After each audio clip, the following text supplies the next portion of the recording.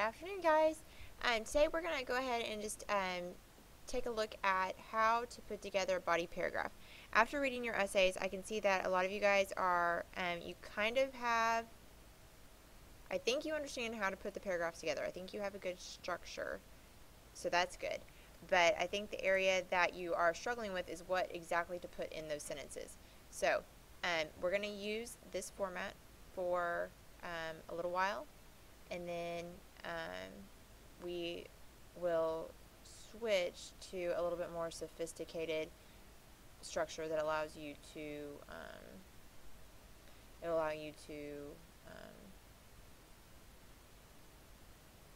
have a little bit more freedom in what you write, because I know this is very constrictive. Okay, first thing you do is you look at your writing prompt and you say, in Ayn Rand's anthem, what is the significance of the words I am, I think, I will? This is one of the questions that you guys had for your summer reading. So I'm just going to use this as an example of how to write your paragraph, and then you can use the same format for writing your essays. So first of all, you have to have a thesis statement. And your thesis statement, as we already talked in the other video, talks about the what and the why. So you have to have something that here, we've got to talk about what are the significance of these words. So, well, what is it?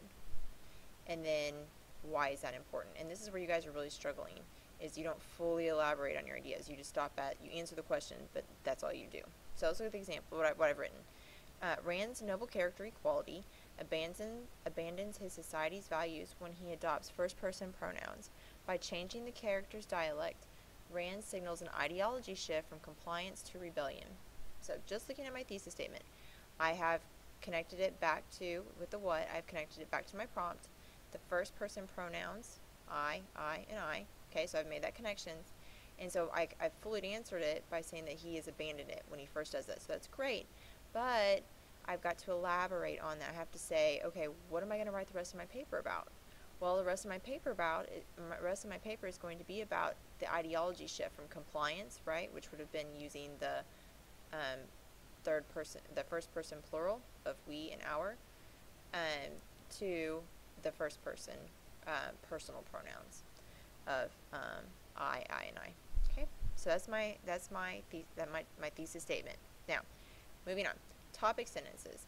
You're going to have a topic sentence for every body paragraph that you write. So if you're going to write 2 body paragraphs, then you have 2 topic sentences. If you're going to write 3 body paragraphs, 3 topic sentences, etc. But I know that somewhere in my topic sentence, I need to talk about something about either his ideology shift or about the first person pronoun. Something in there that connects to my topic sentence.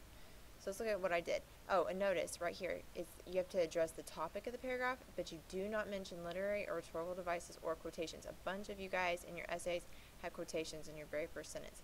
That's not what you want to do, because your first topic sentence, any of your topic sentences, are your own thoughts. It's, okay, I've read this piece, I have this question, and this is what I think. Therefore, I don't need to have quotes from an author or quotes from anywhere else. They need to be your own individual original thoughts. So, let's see what I have. Rand emphasizes the importance of individuality through her character equality, who, in both words and action, no longer adheres to the rules and norms set forth by his restrictive society. Okay? So, I talk about right here that he's an individual through her character. So that connects back to my what, and then I say exactly what he does. So he's broken the rules, and he's not following the norms of the society. Okay, next sentence. Again, this is where you are struggling. Your embedded evidence has to flow fluidly with your words. So you've got your words plus the author's words. We're calling your words context, and context serves 2 points. One, it helps orient your reader. It helps them figure out, okay, what has just happened in the book or in the play or in the piece before you've thrown this in there. You got to help set me up. Yes, I've read it, but it's a long book, or it's not long, but you know, there's lots of pages in that book. So you need to help me figure out kind of where you're at. So that's what I do here. After escaping from the confines of his society, establishing his own home, and acknowledging his freedom, equality contemplates, I think, I am, I will. Now, the very first time you cite an author, you have to do their last name, the page number, close parentheses, and then a period. Notice there's nothing in here. There's no comma, no hyphen, there's no page. You don't type out the word page. It's just the author's last name and then the actual number that the quote appears on. Also notice that instead of saying says or thinks, I used a more sophisticated word. Again, you're trying to always increase your academic vocabulary so you sound it, so that your papers come across as intelligent as you are. Alright, next one. For every essay, for every quotation that you use, you are going to have 2 sentences of commentary. The first sentence of commentary, you need to talk about a device and its keyword. Now, when I talk about device, this can be anything that we have in our literary terms packet. This can be anything that refers to grammar. This can be anything that refers to the characters, plot, settings, etc. So, make sure whatever quote that you choose has something of merit in it to write about. That's the other problem I saw in your essays, is you guys just picked random quotes and couldn't really truly support them.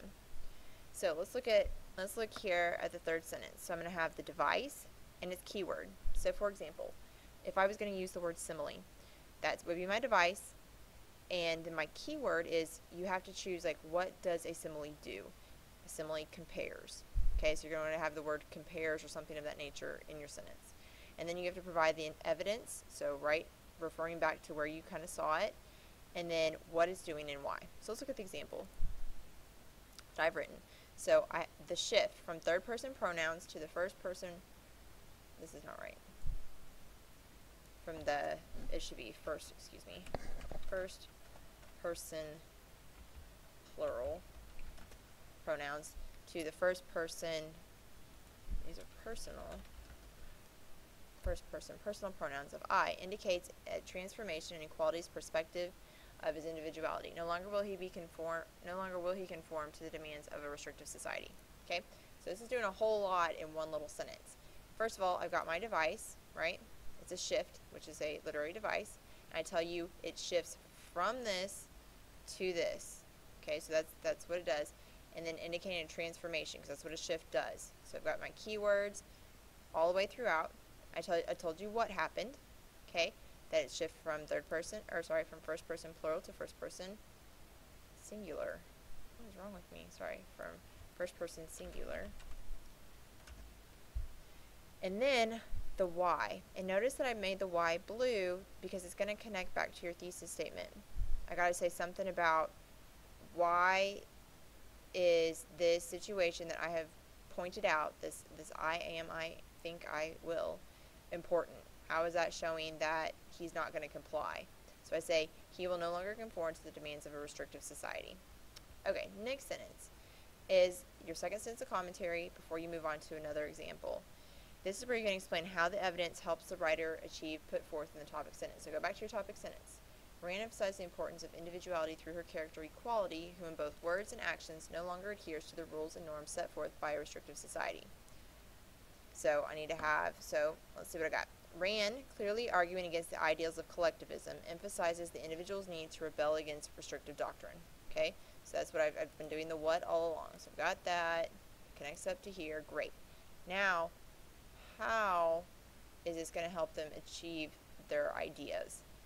Thus, this is what she's doing, this is her purpose, thus implying the fundamental need for personal sovereignty instead of simply observing rules created by an oppressive party. So that is what Rand is talking to. And this is where you guys are not getting. You guys are staying at surface level 1.